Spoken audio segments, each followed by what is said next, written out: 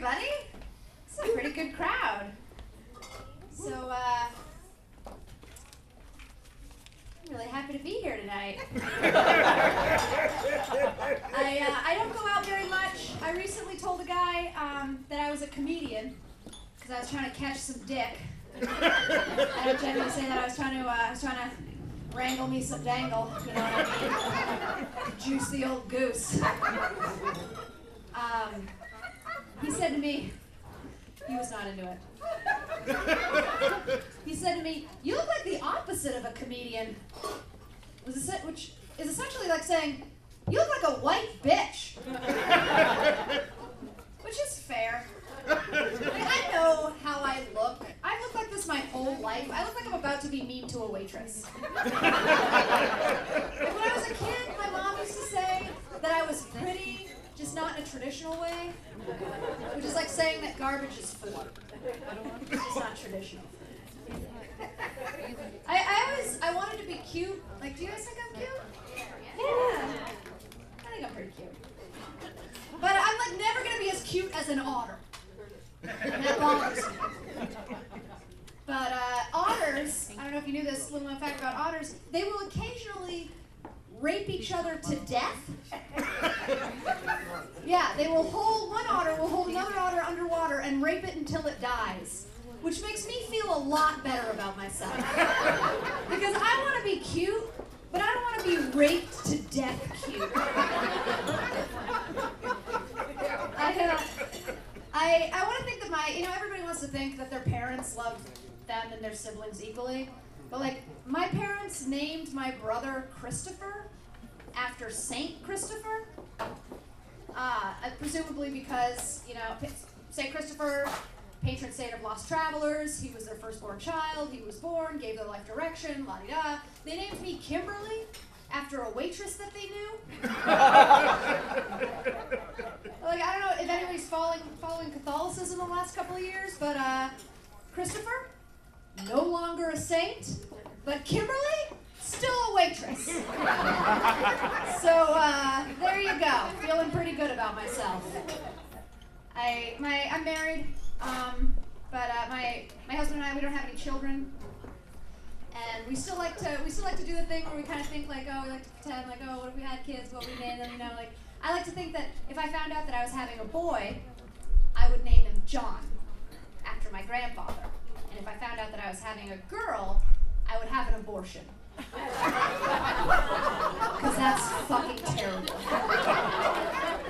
I've been there, and I'd be doing her a favor. She would thank me. She won't, but she will.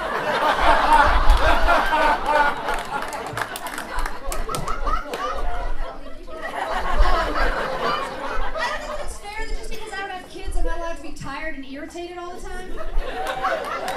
Thank you. Oh, people are really sensitive about their kids, and it must be exhausting. Like, I had a coworker, I told her once that I was not into blonde guys, and she got pissed. She was like, "My little Landers is blonde." Landers is 4. I was just like, well, I don't want to fuck your baby. And I don't see why you have a problem with that. I moved to Sacramento from Vermont. I wanted to move to a place that was not referred to as the armpit of someplace else.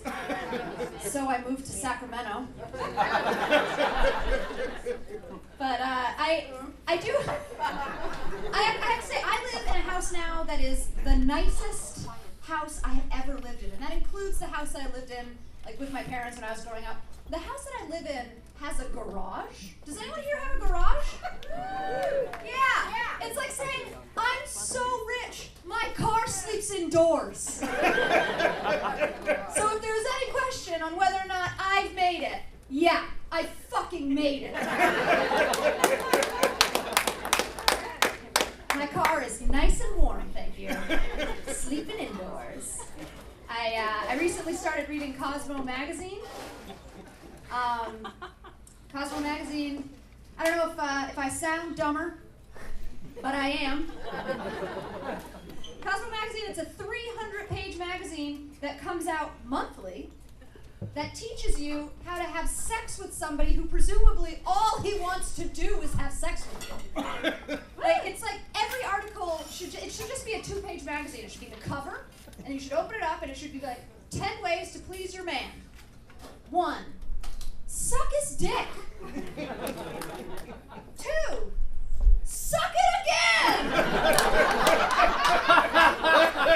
3, no, seriously, he's not gonna get tired of this. Suck it again. Like at some point he's gonna come home from like a day of playing Candy Crush and be like, no,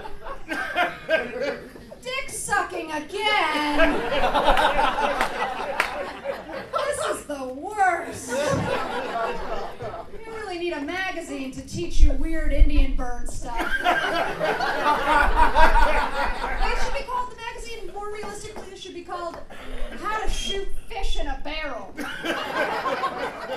1, put the fish in the barrel. 2, suck its dick. That's it. That's the whole thing. I don't know if you guys can smell me. Segue. But I'm wearing a new perfume. I bought it today. I smelled it in the store. I'm really bad at buying perfumes. It smells great. I got it home. It smells like a dirty attic. Guys, my favorite perfume when I was growing up was from The Gap. It was called Grass. And I couldn't wear it because it smelled like fucking grass. And I couldn't be like, doesn't this smell nice? It smells like a country club. Or a landscaper.